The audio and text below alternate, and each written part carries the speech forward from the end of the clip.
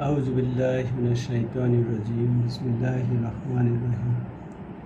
হযরত আবু হুরায়রা রাদিয়াল্লাহু থেকে বর্ণিত, রাসূলুল্লাহ সাল্লাল্লাহু আলাইহি সাল্লাম ইরশাদ করেছেন, যে ব্যক্তি ঈমানের সাথে ও পুণ্যের উদ্দেশ্যে কোনো মুসলিম জানাজার পেছনে চলবে এবং তার সাথে থাকবে, এমনকি তার উপর সালাত কায়েম করা হবে এবং তার দাফন কাজ শেষ করবে, সে 2 কিরাত পুণ্য নিয়ে প্রত্যাবর্তন করবে।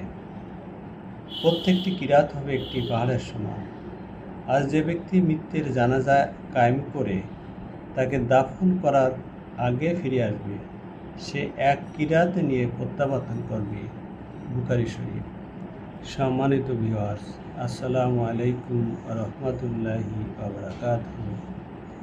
আজ 9 এপ্রিল 2026 বৃহস্পতিবার, 26শে চৈত্র 1432 বঙ্গাব্দ এবং 20শে শাওয়াল 1447 হিজরি। আমি আপনাদের সামনে রিয়াদুস সালিহিনের 3য় খণ্ড থেকে 931 নম্বর হাদিসটি পাঠ করেছি।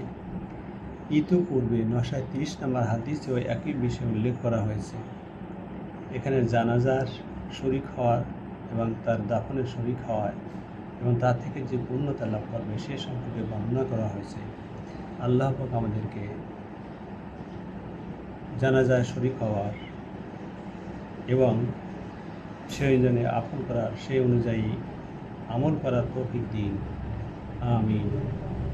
চ্যানেলটি ভালো লাগলে অবশ্যই সাবস্ক্রাইব করুন। ধন্যবাদ।